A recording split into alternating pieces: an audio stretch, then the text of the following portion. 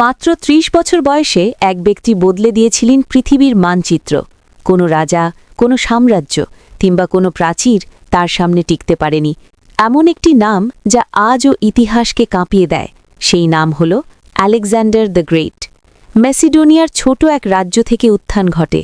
Greece, পারস্য এবং মিশর জয় করে তিনি পৌঁছে গিয়েছিলেন ভারতের সীমান্ত পর্যন্ত। কিন্তু প্রশ্ন হল, কিভাবে একজন তরুণ এত অল্প সময়ে অর্ধেক পৃথিবী দখল করেছিলেন? তিনি কি কেবল একজন বিজয়ী ছিলেন, নাকি একজন দূরদর্শী নেতা? আর কেনই বা তার মৃত্যু ইতিহাসের অন্যতম বড় রহস্য হয়ে আছে? বন্ধুরা, আজকের এপিসোডে আমরা আলেকজান্ডারের শৈশব, তার বীরত্ব এবং তার যুদ্ধকৌশল ধাপে ধাপে অন্বেষণ করব। আমরা জানব একের পর এক সাম্রাজ্য ধ্বংস করার গল্প এবং ৩০ বছর হওয়ার আগেই বিশ্বজয়ের পেছনের আসল রহস্য। ৩৫৬ খ্রিস্টপূর্বাব্দ, ম্যাসিডোনিয়ার রাজধানী পেলার এক শিশু জন্মগ্রহণ করে। তার নাম রাখা হয় আলেকজান্ডার। তার পিতা ছিলেন রাজা ফিলিপ দ্বিতীয়, যিনি ম্যাসিডোনিয়াকে গ্রিসের সবচেয়ে শক্তিশালী সামরিক শক্তিতে পরিণত করেছিলেন। তার মা ছিলেন অলিম্পিয়াস, একজন দৃঢ়চেতা ও উচ্চাভিলাষী নারী, যিনি বিশ্বাস করতেন তার ছেলে কোনো সাধারণ মানুষ নয়। শৈশব থেকেই আলেকজান্ডার ক্ষমতা, রাজনীতি এবং যুদ্ধের দ্বারা পরিবেষ্টিত ছিলেন। মাত্র ১০ বছর বয়সে একটি ঘটনার মাধ্যমে আলেকজান্ডার সবার নজর কাড়েন। বুসেফ্যালেস নামে একটি বুনো ঘোড়া ছিল, যাকে কেউ দমাতে পারছিল না। আলেকজান্ডার লক্ষ্য করলেন ঘোড়াটি নিজের ছাড়া দেখে ভয় পাচ্ছে। তিনি ঘোড়াটিকে সূর্যের দিকে মুখ করে দাঁড় করালেন এবং শান্তভাবে সেটিকে নিয়ন্ত্রণে আনলেন। রাজা ফিলিপ তখন বলেছিলেন, ম্যাসিডোনিয়া তোমার জন্য খুবই ছোট। তোমার জন্ম হয়েছে আরও মহৎ কিছু জয় করার জন্য। এই উক্তিটি শেষ পর্যন্ত সত্য প্রমাণিত হয়েছিল। আলেকজান্ডারের শিক্ষার দায়িত্ব দেওয়া হয়েছিল বিশ্বের অন্যতম শ্রেষ্ঠ দার্শনিক অ্যারিস্টটেলের ওপর। অ্যারিস্টটেল তাকে দর্শন, রাজনীতি, নীতিশাস্ত্র, বিজ্ঞান, ইতিহাস এবং হোমারের ইলিয়াড শিখিয়েছিলেন। এই শিক্ষা আলেকজান্ডারকে কেবল একজন যোদ্ধা নয়, বরং একজন চিন্তাশীল নেতা হিসেবে গড়ে তুলেছিল। তিনি বিশ্বাস করতেন যে সাম্রাজ্য কেবল তলোয়ার দিয়ে নয়, বুদ্ধি দিয়েও গড়া যায়। আলেকজান্ডারের বয়স যখন মাত্র ১৬, রাজা ফিলিপ তাকে ম্যাসিডোনিয়ার রাজপ্রতিনিধি নিযুক্ত করেন। সেই বয়সেই তিনি বিদ্রোহ দমন করেন, একটি শহর প্রতিষ্ঠা করেন এবং প্রমাণ করেন যে তিনি কেবল একজন রাজকুমার নন, বরং একজন হবু সম্রাট হওয়ার যোগ্য।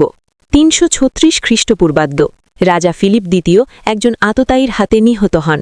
পিতার মৃত্যুর পর মাত্র ২০ বছর বয়সে আলেকজান্ডার ম্যাসিডোনিয়ার সিংহাসনে আরোহণ করেন।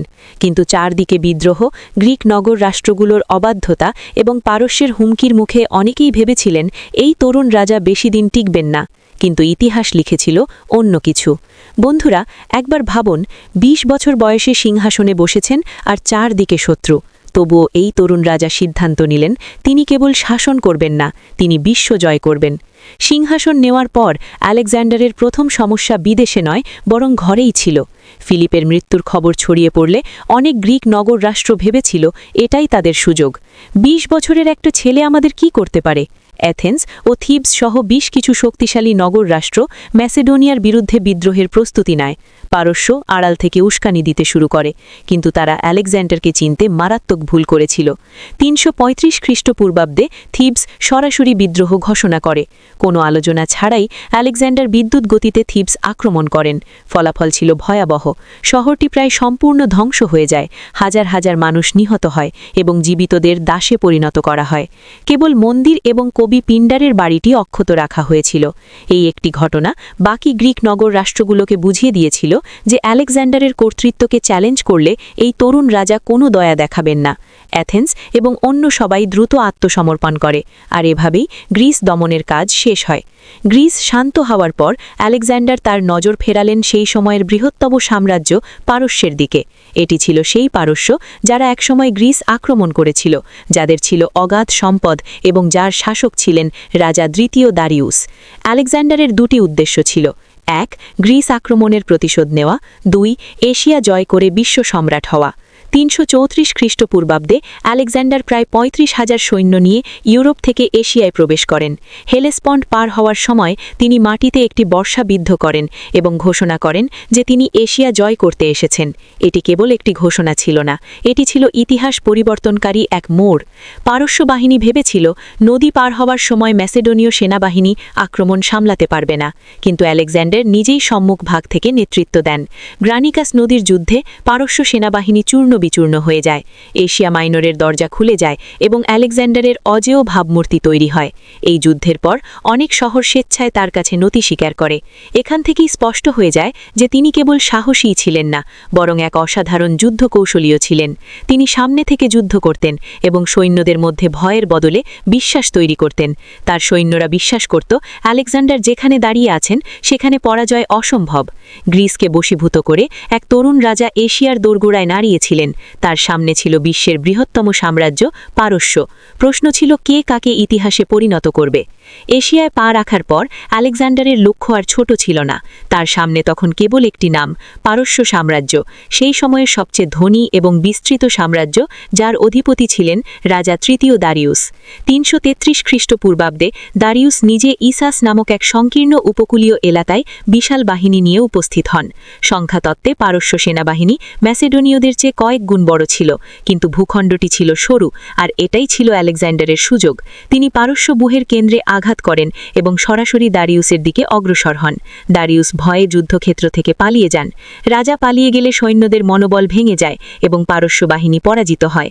এই যুদ্ধে আলেকজান্ডার কেবল জয়ই পাননি, তিনি পারস্য রাজার ভয়কেও ভেঙে দিয়েছিলেন। পারস্য বাহিনী পিছু হটলে মিশর আলেকজান্ডারকে একজন মুক্তিদাতা হিসেবে স্বাগত জানায়। 332 খ্রিস্টপূর্বাব্দে আলেকজান্ডারকে মিশরে ফেরাও ঘোষণা করা হয় এবং আমুন দেবতার পুত্র হিসেবে স্বীকৃতি দেওয়া হয়। এর পাশাপাশি আলেকজান্ডার নতুন শহর আলেকজান্ড্রিয়া প্রতিষ্ঠা করেন। বন্ধুরা, এই শহরটি পরবর্তীতে জ্ঞান, বিজ্ঞান ও সংস্কৃতির কেন্দ্রে পরিণত হয়েছিল। এখানেই আলেকজান্ডার উপলব্ধি করেছিলেন যে তিনি কেবল জয় করছেন না, তিনি ইতিহাসে নিজের নাম খোদাই করছেন। 331 খ্রিস্টপূর্বাব্দ দারিয়াস এক বিশাল বাহিনী নিয়ে প্রস্তুতি নিলেন। যুদ্ধ হাতি, কাস্তেযুক্ত রথ এবং প্রায় 1 লক্ষ সৈন্য। কিন্তু আলেকজান্ডারের ছিল শৃঙ্খলা, প্রশিক্ষণ এবং নিখুঁত কৌশল। তিনি তার বাহিনীকে এমনভাবে বিন্যস্ত করেছিলেন যাতে পারস্য সেনাবাহিনী ছড়িয়ে পড়ে। এক পর্যায়ে আলেকজান্ডার আবার সরাসরি দারিয়াসকে আক্রমণ করেন। আবারও দারিয়াস পালিয়ে যান। এই পলায়ন ছিল পারস্য সাম্রাজ্যের মৃত্যুঘণ্টা। গাউগামেলার পর ব্যাবিলন, সুসা এবং পার্সেপোলিসের মতো শহরগুলো এক একে পতন ঘটে। পার্সেপোলিস এবং পারস্যের রাজপ্রাসাদ পুড়িয়ে ছাই করে দেওয়া হয়। বিশ্বের সবচেয়ে শক্তিশালী সাম্রাজ্য এক তরুণের হাতে চূর্ণ বিচূর্ণ হয়ে যায়। বন্ধুরা, একজন রাজা যখন 2 বার যুদ্ধক্ষেত্র থেকে পালিয়ে যান, তখন তিনি কেবল যুদ্ধই হারেন না, তিনি ইতিহাসকেও হারান। কিন্তু প্রশ্ন হল, পারস্য জয়ের পর আলেকজান্ডারের জয়ের নেশা কি থেমেছিল? মধ্য এশিয়া থেকে ভারত সীমান্ত পর্যন্ত পারস্য সাম্রাজ্যের পতনের পর অনেকেই ভেবেছিলেন আলেকজান্ডার এবার থামবেন। কিন্তু আলেকজান্ডারের কাছে বিজয় কখনোই শেষ গন্তব্য ছিল না, এটি ছিল কেবল শুরু। নতুন প্রশ্ন জাগল, পূর্ব দিকে আর কি আছে?